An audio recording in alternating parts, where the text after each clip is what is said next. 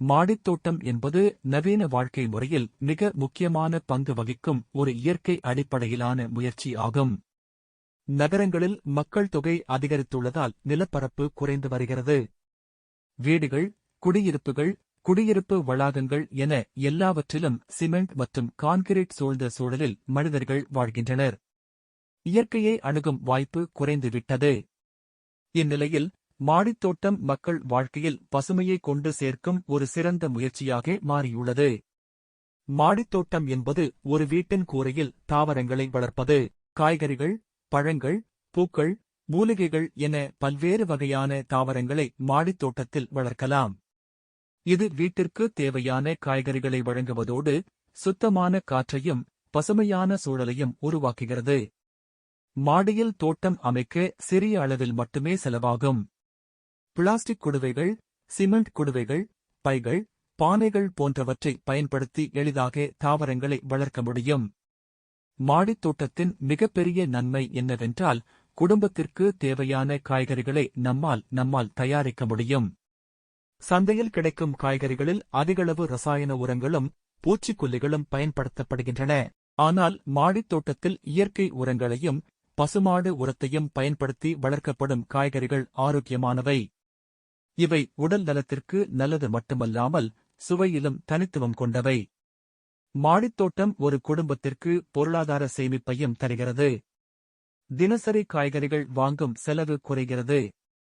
மேலும் மாடி தோட்டத்தில் உற்பத்தி ஆகும் காய்கறிகள் அதிகமாக இருந்தால் அதனை அண்டை வீட்டாருக்கு விற்கவும் முடியும்.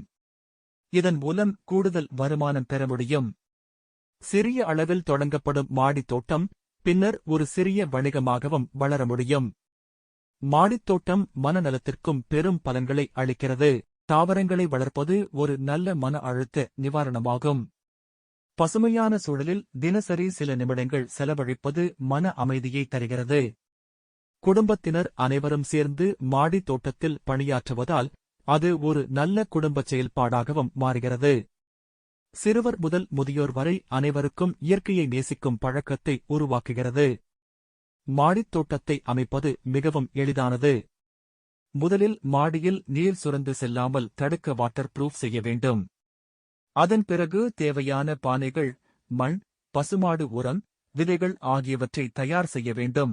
பானைகளில் சரியான கலவை மண்ணை நிரப்பி அதில் விதைகள் அல்லது செடிகளை நட்டு வளர்க்கலாம். தினசரி தேவையான அளவு தண்ணீர் ஊற்ற வேண்டும்.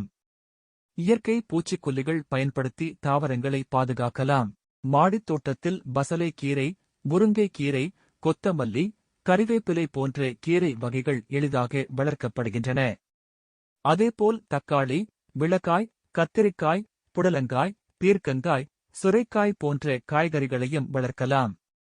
எலுமிச்சை, மாங்கனி, கப்பிலங்கனி போன்ற சில பழவகைகளையும் மாடி தோட்டத்தில் குடுவைகளில் வளர்க்க முடியும். பூக்கள் வளர்ப்பதன் மூலம் அழகையும் மணத்தையும் கூட்டலாம். மாடித்தோட்டத்தின் மூலம் சுற்றுச்சூழலுக்கும் பெரும் பலன் கிடைக்கிறது. மாடியில் பசுமை அதிகரிப்பதால் வீட்டின் வெப்பம் குறைகிறது. கோடைக்காலத்தில் மாடி தோட்டம் ஒரு இயற்கை குளிர்சாதனமாக செயல்படுகிறது. இதனால் மின் செலவு குறைகிறது.